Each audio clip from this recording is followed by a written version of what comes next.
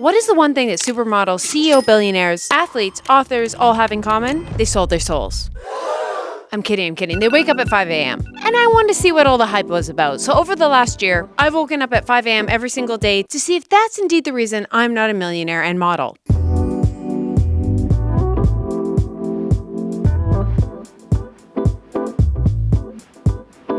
Why torture myself? About a year and a half ago, I decided to go back to school for music production, which sounds great, follow dream. But then I realized I'm already strapped out for time. I'm burnt out. How the hell am I also supposed to fit in an education on top of work, social life, being an adult, fitness? Throughout this video, I'm going to bring you guys through 5 steps of how to wake up at 5 a.m., a couple little hacks I did to make it way more enjoyable and easier, and then we're going to talk the pros and cons and if it's worth your time. So let's start with step number 1. Perform a time audit. I wrote all my hours in the day of my regular day. I said my morning routine, workout, everything to see if there's any hours that are just absolutely wasted. And for me, I found that was between 10 p.m. and midnight. I usually stayed up that late. And was I relaxing, rejuvenating myself? No. I was binging Netflix and scrolling online shopping and Instagram, Pinterest, TikTok. That's all that was happening. 9 to 10 o'clock on the couch, relaxing, a TV. That's fine. The 10 to 12, mindless scroll. Wasted. Not recovery, not relaxation, not productivity. Wasted. So I realized if I went to bed about 2 hours earlier, wake up 2 hours earlier, maybe I would be more productive between 5 a.m. to 7 a.m. because I clearly wasn't 10 p.m. till midnight. So let's give it a try.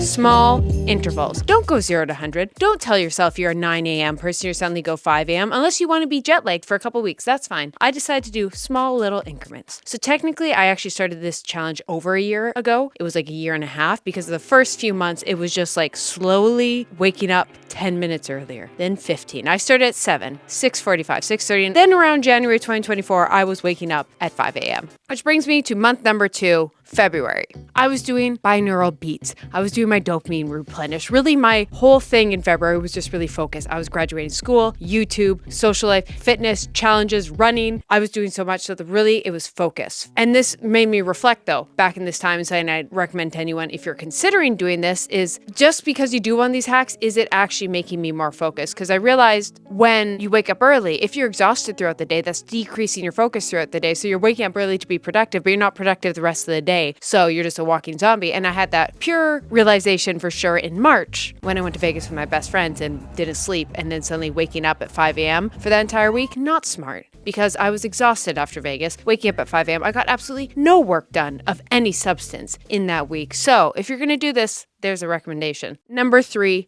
you got no time. Keltie, it'd be nice to go to bed at 10 p.m., but I gotta do this and this and this and this, and I just never get to bed at 10 p.m. That was me too. And so I realized back in around March, April, I had to simplify my night and morning routine. We glamorize morning routines, but really it's about the night routine that gets you to bed at a good time so you wake up refreshed so you can actually do your morning routine. But with that, I think we've been bombarded with the Hubermans, the productivity bros, the wellness people. Nothing wrong, but we see it on TikTok and we're like, I gotta add this and this and this and this. And this was me. I had these elaborate nighttime routines, elaborate morning routines. And I was like, Keltie, take a step back. And actually around this time simplified my night routine so I could actually get to bed on time, because that's the whole point of a night routine, is just to get to bed. So why did I have this elaborate routine, which we'll go more into later in the video because it took me several months to really nail it down. Like I had this super productivity, wellness, 100 things. And over the next few months, I slowly decreased to actually what was beneficial and allow me to wake up at 5 a.m. and that become my set point and enjoyable and get more quality of sleep.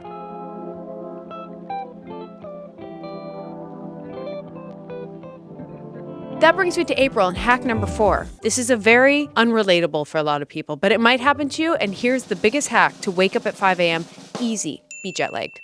Yeah, I'm going to be honest. April came around. I was traveling a lot and I went to Europe to visit my partner. He lives in Sweden. And when I came back, I was waking up at 4 to 5 a.m. and I was like, okay, this is just me now. I just permanently jet lagged. So I just stuck with it. So if you're someone flying even within Canada or US, or you're going over to Europe and you're jet lagged, just be like, nice, I'm not jet lagged, I'm productive. Which after my stint of jet lag and getting back into my routine come around June, this is where the magic happened. This is probably technically in a year of trying this, but about 6 months into like consistently waking up at 5 a.m. every time, I just did it. As someone who was a former night owl, my body just woke up at 5 a.m. alarm free. I didn't think that was ever possible, but I mean weekends, alarm free, 5 a.m. consistent.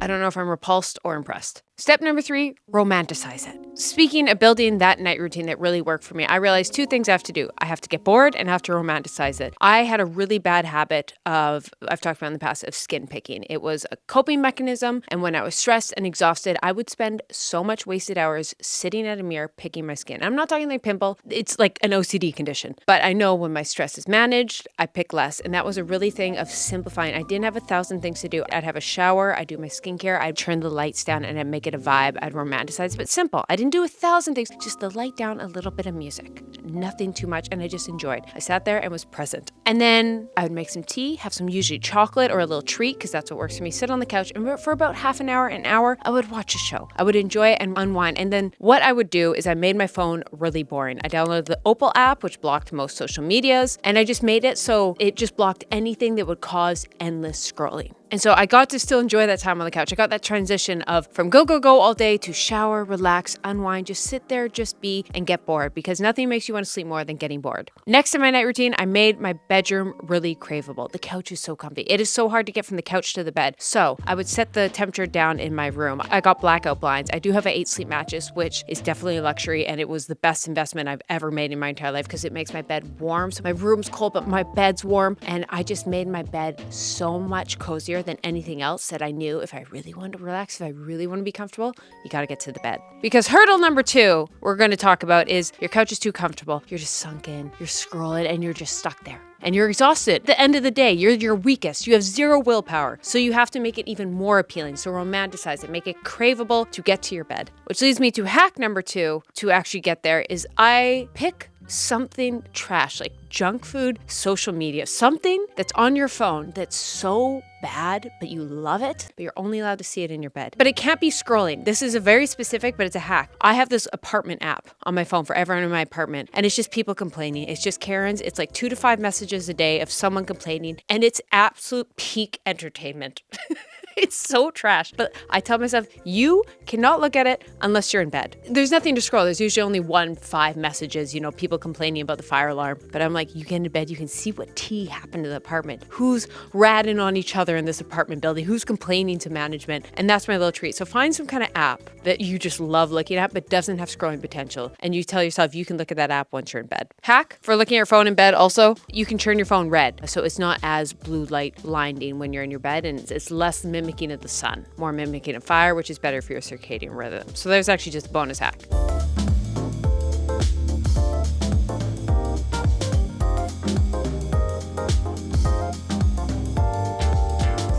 I was being more productive. I graduated from music production school. I was doing YouTube. I had a full-time job. I was done work by 5 p.m. I'd go home, shower. I was just productivity queen. But this is where I actually started to see the downside of waking up at 5 a.m. And this is why I'm like, this might not be all it's cracked up to be. Summertime. First, the sun is up late. The sun is up till 10 p.m. And something about eating dinner and showering and doing your whole skincare and sitting on the couch to watch TV on the wine when there's like 3 hours of sunlight is weird. I didn't like it. I'm sorry. I like to eat dinner when it's dark. There's something cozier about it, but it just felt like I was like, I'm really just gonna sit here on my couch when it's sunny outside, when you battle 8 months of seasonal depression. And I didn't like that. And second, it did impact my social life. The summer specifically is filled with just, being spontaneous. Like your friends call you 30 minutes before work's done. Hey, do you wanna go get a coffee? Let's go get a drink. Let's go out for dinner. Let's go walk. And suddenly I would resent that because I'd be like, yeah, but if I go there, I have to be home by 7 to shower, have my night routine, and be in bed by 9 if I wanna wake up at 5 a.m. And so I said no to a lot of social events this summer because I didn't want it to get in the way of my sleep. And I started to realize I was getting a lot of guilt for not getting enough hours of sleep. Like my whole life revolved around it. And it's true. Sleep is the most important thing. But it was like I sacrificed social nights, and I wasn't completely antisocial. I still did stuff with my friends, but there was just like last minute, oh, let's go to class. Sorry, I got to be up early. And you definitely have to have those boundaries. But I think waking up at 5 a.m. during the summertime, it was almost too much boundaries that it started to impact me negatively because it's like the summer. Go have fun with your friends. One rare night of not as much sleep isn't the end of the world, but there was such guilt involved doing anything past 5 p.m. that was social. Which something I've actually just really started reflecting on in the last few months is boundaries. Boundaries are great. And I think it's something we all have to learn. Someone who's like a people pleaser and really struggles with putting up boundaries and all that. But at the same time, I also have to realize putting up boundaries can be very isolating. And I think you just have to be aware, is that boundary actually helping you or is it isolating you? We stretch time. And step number 4 for waking up at 5 a.m., make it appealing. Now, different than romanticizing. Romanticizing is setting the vibe, making it enjoyable. The appealing is you're bribing yourself. Being an adult is realizing you have the power of the placebo effect and you can trick yourself. And I do it all the time. And the easiest way? Coffee. Yeah, I know. Wait 90 minutes to optimize caffeine so you don't have a crash later on. That might be a thing for you. And I know it's for some people. It's not for me. All I know is nothing gets me out of bed than knowing I have a cappuccino within, I'm going to get out of bed, do my skincare, and that cappuccino is waiting for me. So just pick something that you get right when you wake up or a couple minutes after to look forward to. So when you wake up, you're like, I could lay in this bed or I could go get a cappuccino. Maybe have a little chocolate with your coffee. Maybe take the time to make a nice coffee. Do a matcha. Get an Element, which brings me to the sponsor of this video, Element. If you're someone who wants to eliminate coffee in the morning, you want to push it, but you still want a little warm, cozy vibe, Element's cocoa is amazing. It's like salted chocolate. It is so good. And the few times I have eliminated coffee, it's because I've done that. Also, if you're someone who's a big energy drinker, you can get one of their more fruity flavored, like their citrus or orange, which are both delicious, also grapefruit. And what is Element is an electrolyte drink. And if you want something that gives you energy in the morning, I think so many people don't realize that are very active how much of an electrolyte deficiency they have because there's such an anti-salt movement for so many years. But if you're an athlete, if you're sweating a lot, if you live in a hot climate, you need to make sure you're getting enough electrolytes. And why I love Element, if it's science-based ratio of 1,000 milligrams sodium, 200 milligrams of potassium, and 60 milligrams of magnesium. It's just like a fun drink. It tastes delicious. I wish I could have multiple ones in a day because it tastes so good. But that's don't have multiple electrolytes in a drink unless you've been told to because you're doing an Ironman. But I absolutely love it. If that is your goal, to prolong caffeine for 90 minutes in the morning, what you can do, try substituting with an electrolyte. Maybe that might even give you more energy and less of a crash later on in the day. And of course, I'm not going to talk about Element and not give you guys a deal. If you go to my link, drinkelement.com/Keltie, you will get one of their sample packets with your purchase. This is a great way to try all 8 flavors or share with a salty friend. So if you're kind of like, Keltie, salted chocolate, that seems weird. Try flavor, citrus, tried and true. And then the salted chocolate's in there, so you get to try the one. Just saying. Once again, that's drinkelement.com/Keltie. Thank you, Element, for sponsoring this video. Next hack. Just like my night routine, how I just simplify, I realized for my morning routine, I also just have to have a simplified thing that gets me ready for the day, because that's all that matters. So I've broken my morning routine down to 5 things. 1, something to wake me up. For me, that's an alarm clock and splash my face with water, and then I dive into my skincare. 2, a moment to myself. For me, this is having my coffee. 3, get organized. This is a simplified to-do list. 4, something that makes you feel confident. For me, this is putting on a cute outfit and doing some makeup. And 5, get energized. For me, this is a workout or simply a hot girl walk. And if I'm doing just one simple thing that can just take even a minute in all those categories, that's all I need for my morning routine.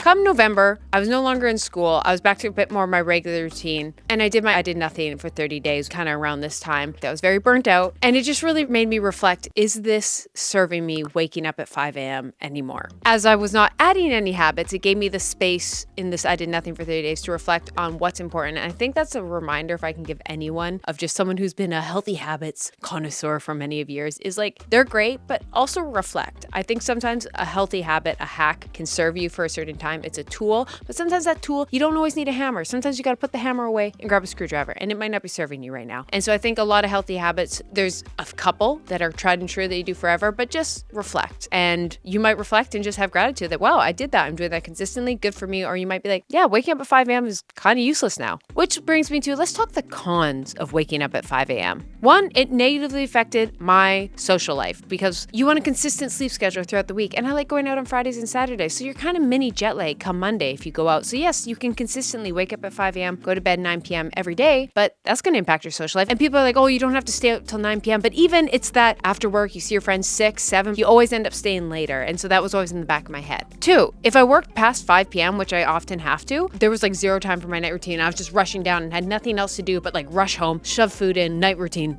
bed, which I don't know if that's a great way to live. 3, there's kind of 2 different versions of waking up at 5 a.m. One, it's your time to yourself and you can be present and really enjoy those moments. But also sometimes it's all about like the future. Grind. Wake up, do more, da-da-da-da. And I don't think every second of our life should just be growth, do more. Like we have to be present and stop and enjoy. And so I think there's 2 versions of 5 a.m. It's the time in your morning to get to yourself, calm before you go on your day. And then other times it's just shoving more productivity for a future day. And 4, we're in a loneliness epidemic with Gen Z and millennials. And often I wonder if one contributing factor is just this constant set of growth, self-improvement, which is, I think, leaving a lot of us isolated because we're so health conscious, productivity conscious that we're like forgetting to live life and enjoy because there's such this glamorization of optimizing health, longevity, health span, boss babe era. Like there's so much of like grow a business, don't work the 9 to 5. And like sometimes I look at my friends who just work like in regular 9 to 5 and I see they're happier than people who I know who are entrepreneurs, grinding. And I just think neither is right or wrong. There's downsides to being working 9 to 5, but there's also downsides to, being an entrepreneur and self-employed and just, constant self-growth, build a company. And I think just having that realization of realizing all these selfish things can actually be negatively impacting you. After 12 months of waking up at 5 a.m., how did I really establish my night routine? Number 1, shower, skincare. 2, I used Opal to block social media. 3, I started using magazines instead of being on social media. I realized one of my biggest weakness when on the couch scrolling on my phone is like Pinterest, really fashionable girlies. I love seeing Instagrams and seeing outfits, and before you know it, I'm online shopping because I'm trying to find that specific cow print fox fur jacket she had. Is it from Zara? Is it a really expensive one? I'm just on a mission finding it, and hours wasted.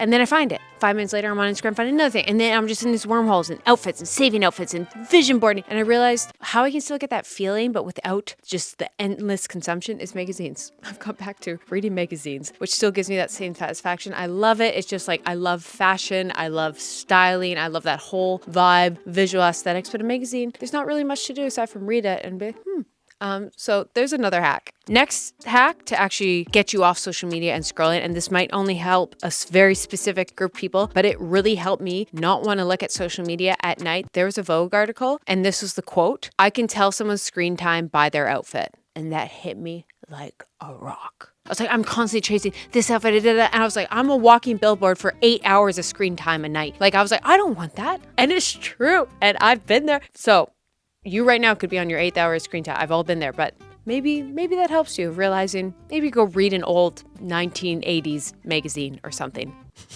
Because we're all walking around being like, I clearly have been on TikTok for 12 hours today. Buy this outfit. Next hack is having something to look forward to on the couch, really having that romanticized moment of me, tea, some chocolate, and a Netflix show, and then making my bedroom even more appealing than that tea, chocolate, and show. So I want to crawl into that bed. Do I recommend waking up at 5 a.m. every day? Yes and no. Let's dive into it. First, I realized I am a morning person, which is shocking because I was a bartender for years and played competitive sports, so you'd have late games. And so I thought I was a night owl. I remember these nights of staying up late and being creative and like editing a video till 2 a.m. And I realized I always left that actually feeling quite icky versus when I wake up in the morning, I can be productive. And I love that feeling of having everything done and then go and enjoy versus getting all the enjoyment done and having that doom feeling at the end of the day that I've worked still to do. So I realized I actually do enjoy my schedule more waking up early. But on the flip side, night owls do exist. As someone who was formerly one, there's conflicting beliefs. Some people believe you have a set circadian rhythm, like you're either going to be a morning person or a night, and there's something to it. But also it can change. Like I thought I was a night owl and now I'm a morning person. So I think you just have to try both and figure out which brings you more joy, more productivity. And for me, having a little moment to myself in the morning before the chaos of the world is really nice. And then it also allows me to get all my work done and then go enjoy. 5 tips to make it really easy. 1, have a night routine that allows you to get bored so you fall asleep. 2, make your room craveable so you really want to get into there. 3, romanticize your morning so you want to wake up. Think bribe yourself with a coffee. 4, slowly go to bed 5, 10, 15 minutes earlier. You can pick your interval, maybe 5 minutes earlier for a week, maybe 15 minutes earlier every day. Just slowly do it so you're not jet lagged. And speaking of jet lag, hack number 6, book a girl's trip to Europe so you're jet lagged. See, you're doing it for your productivity. Your accountant, the bank, debt, who cares? Book it. You're doing it because you'll be more productive and then you'll make that money back. Because you're waking up at 5 a.m. because you're jet lagged. Easy. slow intervals, Ibiza. Girl math. Not a financial advice YouTube channel. Trying.